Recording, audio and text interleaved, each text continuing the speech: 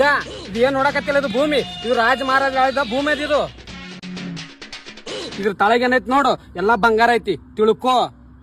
ಏನ್ ಬಾಬಾ ಇದ್ರ ತಳಗ ಬಂಗಾರ ಐತಾ? ಇವತ್ ರಾತ್ರಿನೇ ಹಡಿಸ್ತೀನಿ ಬಾಬಾನ. ಹಾ ಇರ್ಲಿ ಮಗನ, ನಡಿ ಈಗ ಊಟ ಕೊಡಕತ್ತ. ಬರ್ಲಿ ಬಾಬಾ.